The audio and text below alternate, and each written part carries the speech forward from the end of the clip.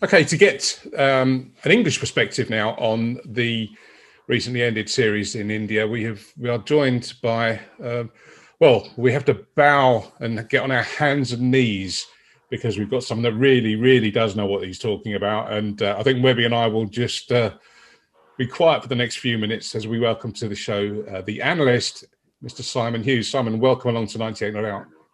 Pleasure to be on.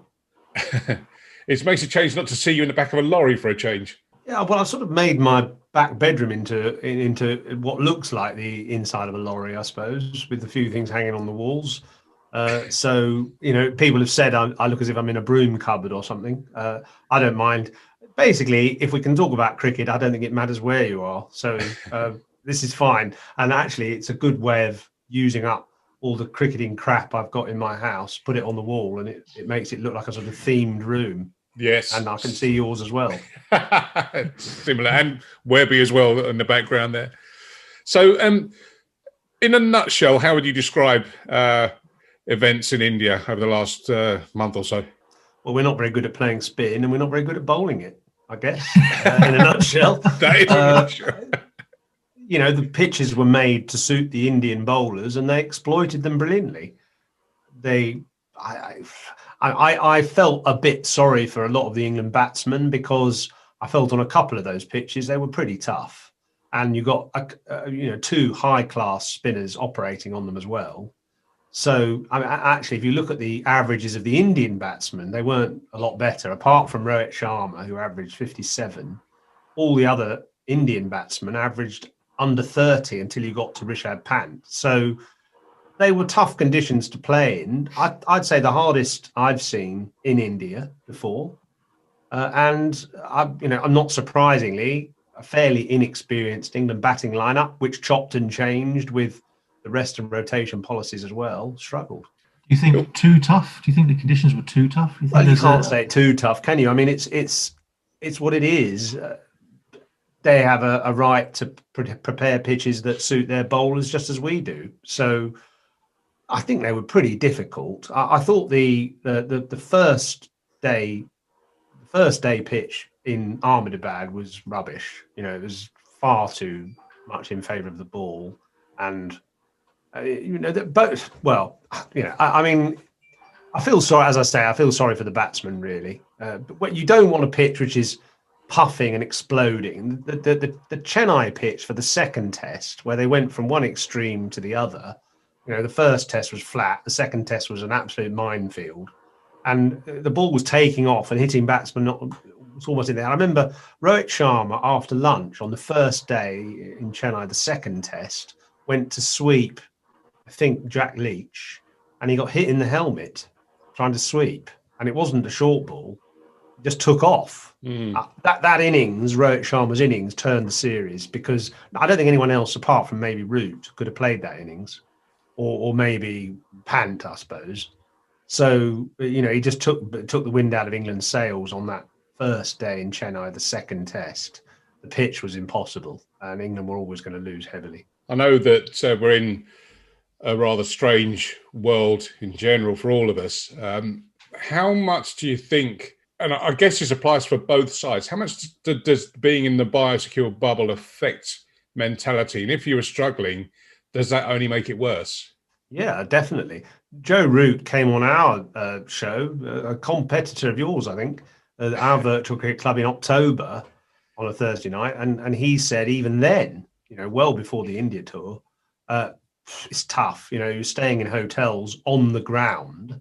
If you got naught, you're staring at that ground as soon as you get home to your room, looking out on the place where you just failed.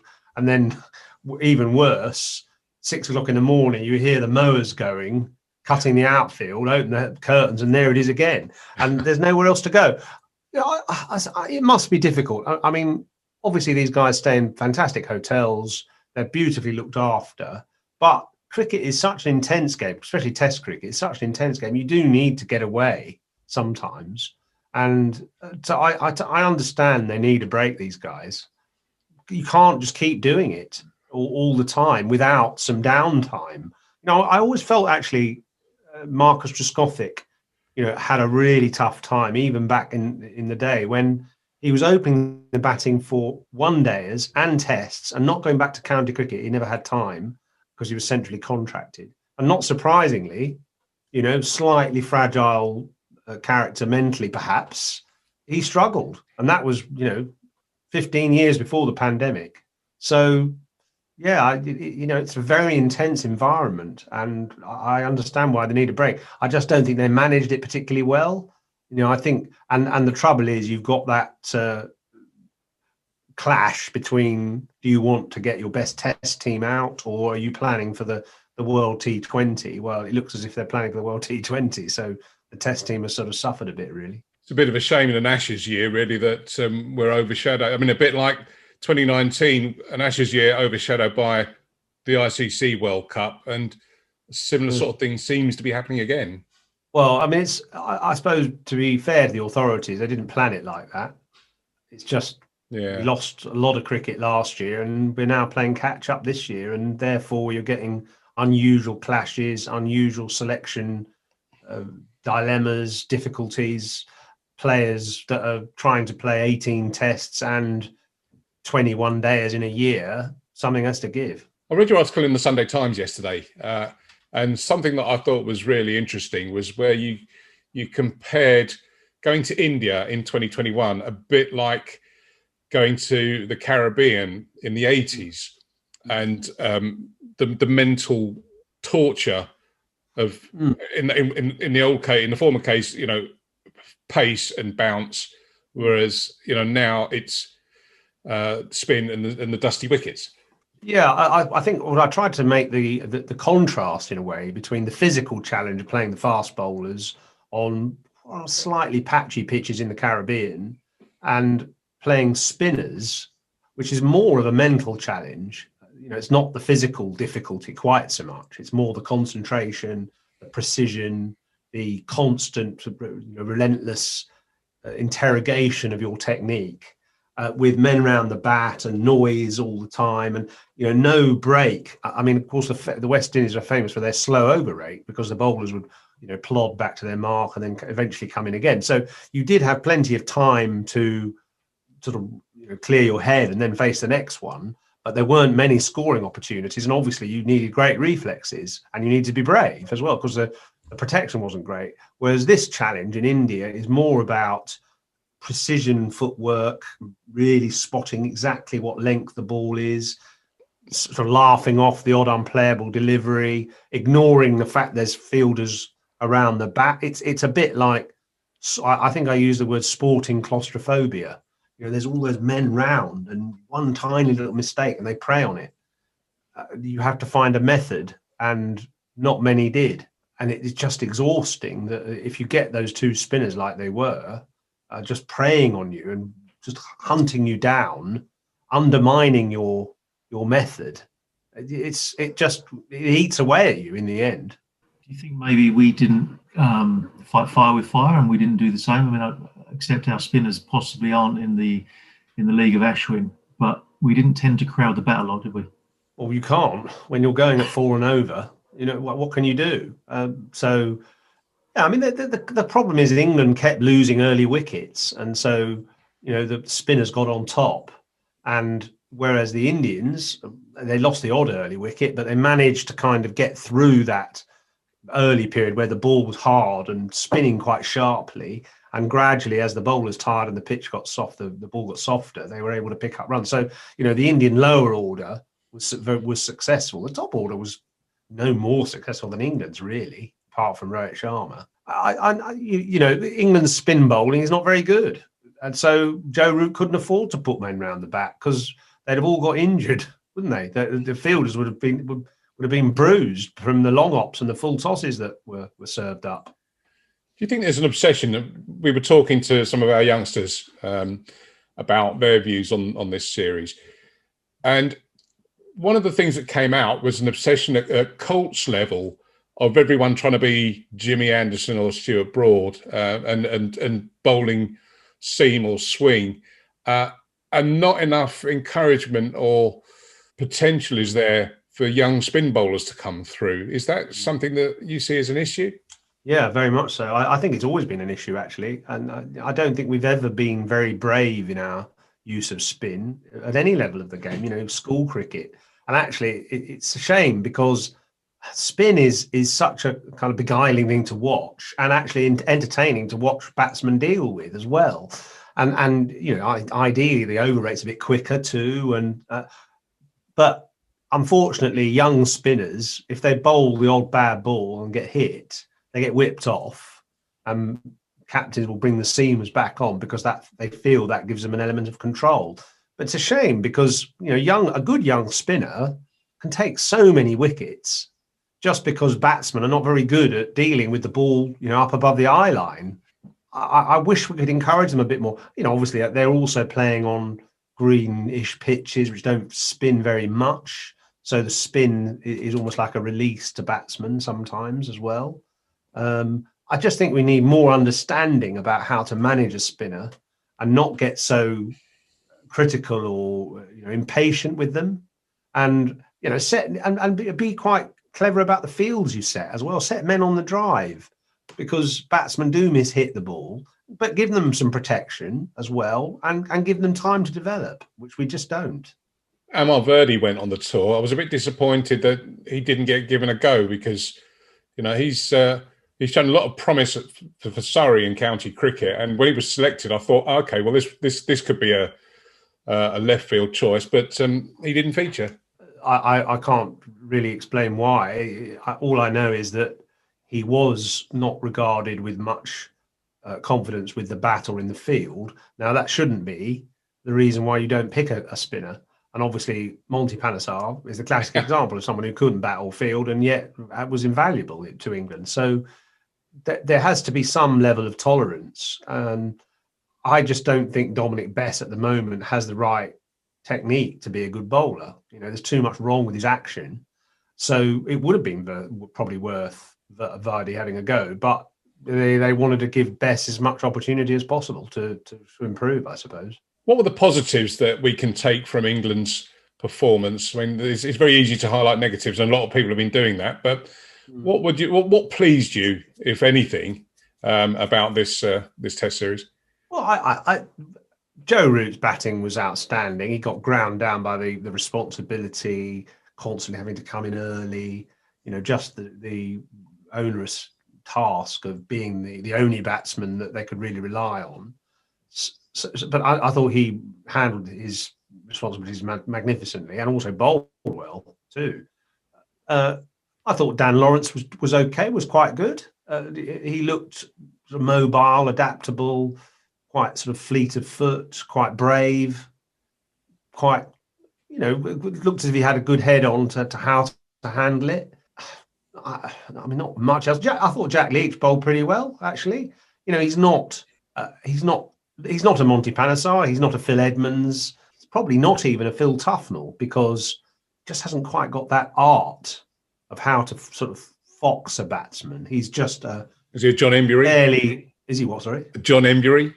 Yeah, in a way, he is a bit of a John Embury. He's probably not as good as Embury, but similar in that he just nags away. Embury was a pretty good bowler, actually. And he kind of sometimes was a bit too defensive, but he was a good bowler. Leach is steady and wasn't overawed by the demands on him.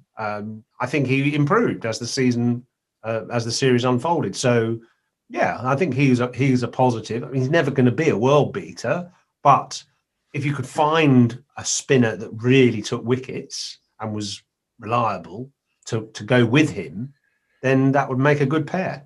Do you think Ben Foakes has done enough? Well, I'd always have Buttler because as keeper batsman, because I think Buttler he's a decent keeper. He kept well in the first test, and he's just a brilliant batsman that teams fear. Whereas Foakes, yeah, he's an adaptable, decent player. He's obviously a very, very good keeper, outstanding keeper, but you always want Butler's X factor and actually his mentality as well. He's calm. He doesn't get flustered. And England really missed that. I think he didn't make a big impact on that first test, but he did something. And he could have played an innings like Pant. he could have just taken the bowlers apart, even on a difficult pitch, and even just for an hour could have made a difference. So Folkes is a very capable performer and, an excellent cricketer, but I'd always have Buttler ahead of him. Do you think the debate goes on about England's top order batting, or do you think leave it alone and just put it down to experience on this tour? Yeah, is there too much fiddling going on? No, I think the debate does go on. I'm not convinced by Rory Burns. I don't think his method is secure. The Aussies kind of pummeled him a bit with the short ball in 2019, and he was found a bit wanting. He definitely isn't very good against spin, certainly in turning conditions. So I'm not convinced by him. I think Sibley's, probably got the makings of being a good Test player, and they should stick with him. I wonder if Crawley should open with Dominic Sibley, because he's class. He's going to be a really fine cricketer. I think he's a future captain, actually, Zach Crawley. But yeah, I'm not sure about Burns for sure. I can see him making way for someone else, though don't ask me who that is. It was a great opportunity for some young players, some 19, 20, 21-year-olds who've had a bit of county experience early part of this season, I'd say. I guess it's difficult with the amended domestic season with, COVID and all the rest of it, to try and find someone that's going to show that kind of form, isn't it? Yeah, there's not much time, but even if they're still playing for their county in June when the New Zealand series is on, that's fine. The India series is the one. So by August, maybe we'll have a couple of other contenders. Just changing tack slightly, can I ask, what's it like being a journalist and not being at games and having to rely on television pictures? And do you lose a sense of occasion from covering games that way? I think more than anything, you lose a sense of connection with the players, actually. What I like to do is watch them practice. And, so I'll turn up early and go to the nets or day before the test and watch how they approach their preparation. I like to also go out on the morning of the first test or the first day or the second day and just watch players practice, and maybe even have a chat to the old one who wants to chat, and just get a bit of a sense of what they're thinking, little new technical things they've been working on. And obviously you don't get any of that when you're remote. So that's probably what I miss more than the atmosphere. Yeah, of course you'd love to be at a game and the crowd and everything, but for me it's about detail. And you can get lots of information from watching the pictures and looking at, the graphics and the Hawkeyes and stuff. But there's nothing better than watching how players prepare close up and then seeing how they put that into practice. Well, it was great to see you back on the TV and get your analysis. Yeah, it was fun. It was a big part of 2005 for anyone that remembers. I wish people wouldn't keep saying that, because it's like ancient history, isn't it? Well, it almost is now, actually. But it was, joking aside, it was a big part of that, and also the fact that it wasn't just 2005. I mean, Channel 4 took up the coverage long before that, and you were part of that. And I think it was the first. There was a bit of a shift from the old days of the BBC, and that was very much of its time. But Channel 4 moved the coverage and the style on, and Sky have taken it a bit further again. But certainly your contributions were the first that we've seen of that kind of in-depth looking at the game, certainly on the television. And I don't think even on the radio, Dear Old Test Match Special was still quite gentle back then in how it reported the game. How did that come about, Simon? How did you have the idea, or did someone say, we're thinking of this, would you be the man? It came about because I was working for the BBC actually on Test cricket, and I was the reporter kind of after match or pre-match, and I didn't have much to do. So I'd sort of hang around during the day, watch the play. There wasn't much room in a commentary box. So I tended to hang around with the VT guys, the videotape guys, the replay guys, in a couple of vans out the back. And I just got interested in what they were looking at, the technology they had, the kind of replays and the slow-mos and stuff, and started getting ideas. And I started suggesting things to the BBC, saying we should try and explain the game more using all these replays and slow-mos and stuff. And they said, well, there isn't really time for that. And I said, well, what? It's 6.5 hours, and there's one ball every 25 to 30 seconds. Of course, there's time. There's massive gaps all the time. No, we haven't got the scope for it. When Channel 4 won the rights, I immediately went to them and said, I think we could do lots of explaining the game, demystifying the game in between overs. And they planted me in a truck and said, have a go. So I did. Has it been difficult to try to replicate that when you're sitting in your back bedroom? Well, yeah, it is. But I mean, it's difficult in the sense that you're not there standing over someone saying, I want that shot, I want this shot, I want that graphic. But, communications have obviously moved on. And so you can do it. And I did.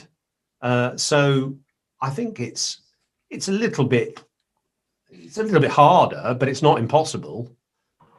There's a couple of times when I was talking over some shots in this last series, but I had my Zoom settings set to not gallery or something. So the picture was absolutely minute in the top corner. And I like one of the guests on a show when there's 20 people, and I could hardly see it. And that was my fault, for sort of not setting my Zoom settings right. But in the main, it was all right. I actually created a little studio downstairs with a green screen and put some Hawkeye graphics on that and made it look as if I was in the middle somewhere. So I think technology is a wonderful thing, and I'd like to explore it more, actually. And obviously, I'd like to go to games, but I don't mind analysing the game from home if it's a great way of helping people understand what's going on and getting more people interested. Well, hopefully we're going to get a bigger, wider audience for the game of cricket with the 100 coming. I think that's going to take a bit of explaining for new and old people to the game, isn't it? Well, it's in the end, it's just cricket, isn't it? I think whatever it's called, it's a bat and a ball and a set of stumps, and that's the same as it's been since the 1700s. So I think you can get blinded by too much, sort of jargon, and obviously it needs explaining what the rules are, but essentially it's the same game. I think it'll be good, and the key to any competition is the players buy-in. If the players are keen and they really go for it and they perform well, it'll be a good event. So the sense I get is that they're all quite excited about it. So I think it'll be good. You need the best players, and you need them to be keen and enthusiastic. And if they are, probably the competition will be good and people will want to watch it. Yeah, I think anything that keeps cricket relevant and alive, so to speak. I think it's exactly. And I think you're right. I think we talked to one or two players on our show that are going to be involved, and they're absolutely all for it and can't wait. Harry Gurney recently, who's joined Manchester Originals for this year, was so excited and really couldn't wait at all. And I think that's right.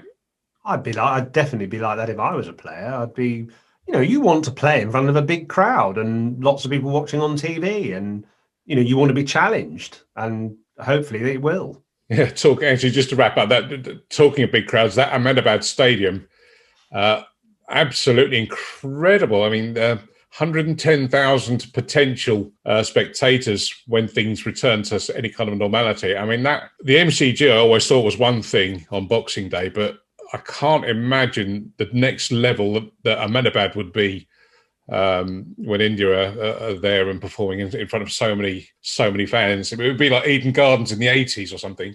Well, let's hope they can fill it. That's the thing, because it's quite a challenge, isn't it? And there weren't too many people in the fourth test. I mean, it got good crowds for the day-night game, for how long it lasted, but that fourth test, it was a bit Spartan. So let's hope they can generate a big crowd. They'll probably play some IPL games there, and then it will sell out, I guess. I should just mention, by the way, one thing for your viewers, listeners, is the centenary of the Cricketer magazine. Do you know about that? We do, but remind us. Hugh has told us about it, but go for it. We got the cover here, actually. I got the cover. I got the cover of the.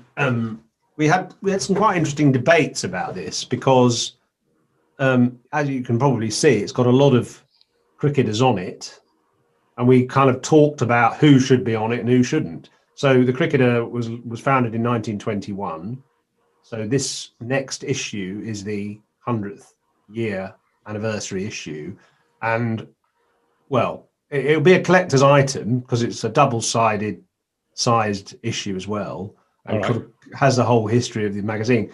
And it's been a good kind of discussion point who we put on the cover and who we don't. So actually, this isn't the finished item, but we've tried to get as many famous players, characters from the 100 years on it as we can. No Monty.